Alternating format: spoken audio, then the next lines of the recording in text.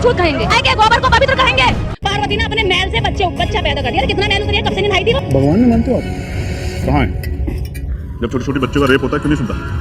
जब महिलाओं को तरह तरह सताया जाए, कमजोर लोगों को कोई ताकतवर आदमी आके लाठी डंडे तलवारों से मारता क्यों नहीं सुनता? क्यों भेदभाव करता है? मंदिर जाने पर जब रोका जाता क्यों नहीं बोलता? बाहर निकल कर क्यों नहीं कहता कि नहीं ये भी भक्त है, इसको भी आने दो?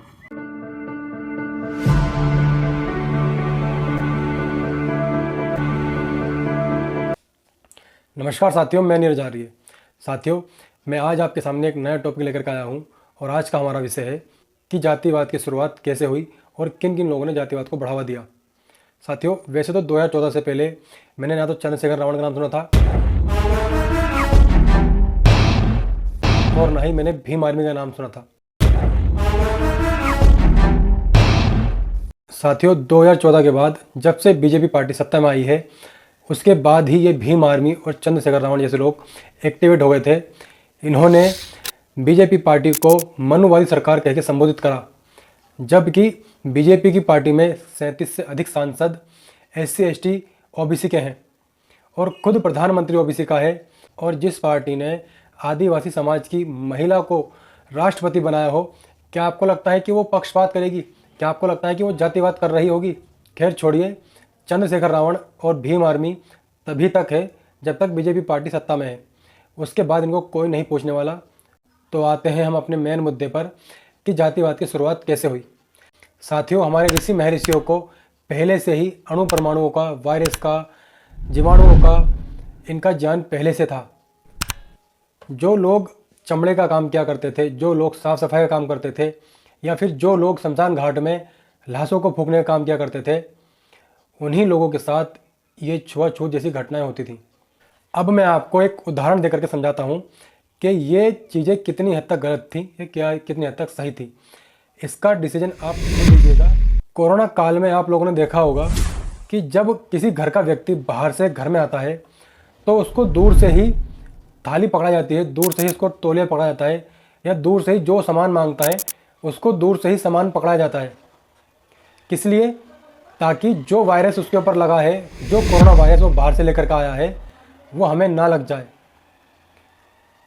ठीक ऐसे ही जब कोई व्यक्ति शमशान घाट में लाशें फूंक करके अपने घर में आएगा, तो क्या आपको लगता है कि उसके घर वालों को उसके चिपक जाना चाहिए? जिनसे बीमारियां फैलने का डर रहता था, उन्हीं लोगों से दूरी बनाए रखी जाती थी और उन्हीं लोगों से उनके परिवार वाले भी दूरी बनाए रखते थे ताकि उनके घर वाले खुद बीमार ना पड़ जाएं।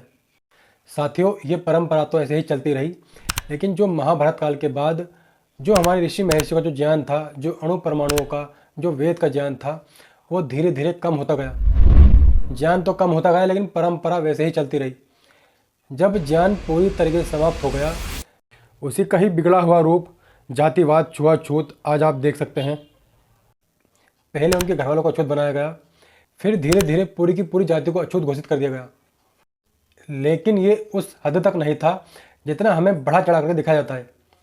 साथियों, महाजाति को अंग्रेजों ने अछूत घोषित किया था 1894 में। इसका प्रमाण यह है कि a history of the methods volume 3 में इसका साफ साफ प्रमाण आपको मिल जाएगा।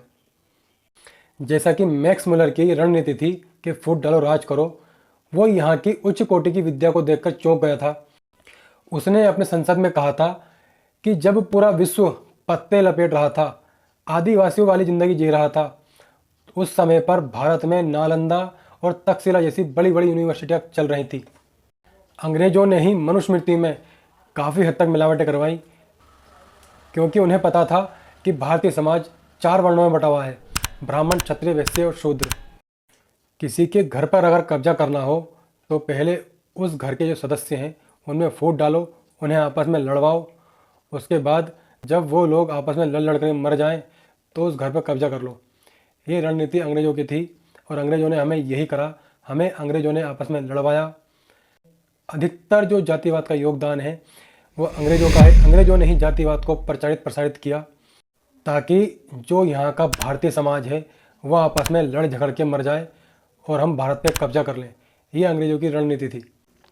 आप सभी एक बात तो जानते ही होंगे कि अगर झूठ को भी अधिक बार बोला जाए तो वो भी सत्य लगने लगता है।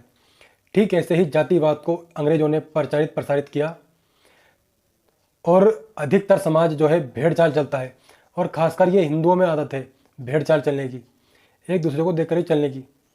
तो वही उस समय पर हुआ, जातिवाद को प्रचारित प्रसारित किया। पहले तो अंग्रेजों ने सबसे बड़ा काम जो किया वो ये किया कि अधिक से अधिक लोगों को शूद्र बनाने का काम किया। जो क्षत्रिय थे उनको भी शूद्र बनाया, उन्हें अछूत बनाया। महार जाति एक क्षत्रिय जाति थी जो शिवाजी महाराज के पहले से ही क्षत्रियों का काम किया करती थी, लेकिन 1994 आते आते अंग्रेजों ने उन्हें अछूत घोषित कर दिया। बाबा साहब अम्बेडकर ने भी इसके लिए लड़ाई लड़ी थी, लेकिन अंग्रेजों ने उनकी कोई बात नहीं मानी। फिर संविधान बनने के बाद उन्होंने महार रेजिमेंट की स्थापना की थी। और ये जो दिव्य कीर्ति जैसे लोग अपनी स्पीच में कहते हैं कि 3000 सालों तक ब्राह्मणों ने राज किया, शिक्षा पर उनका अधिकार था, क्या अशोक सम्राट, चंद्रगुप्त मौर्य, साहूजी महाराज और बड़ौदा के गायकवाड़ जो महाराज जिन्होंने बाबा साहब अम्बेडकर को पढ़ने के लिए विदेश भेजा था, क्या ये सब क्षत्रिय नहीं थे जिन्हें आज SC ST में डाल दिया गया? भारत में बहुत सारी जातियां ऐसी हैं जिन्होंने कई कई सालों तक राजपाट संभाला है, राज किया है, लेकिन आज उन्हें SC ST में डाल दिया गया है। ये एक साजिश के तहत किया गया है ताकि हिंदू समाज को तोड़ा जा सके, हिंदू समाज को भारत से ख़त्म किया जा सके। आज के लिए बस इतना ही। अगर मेरे द्वारा दी गई जानकारी आपको अच्छी लगी हो तो इसे शेयर करें, कमेंट करें, लाइक करें। जय श्री राम, जय हिंद, वंदे मातरम।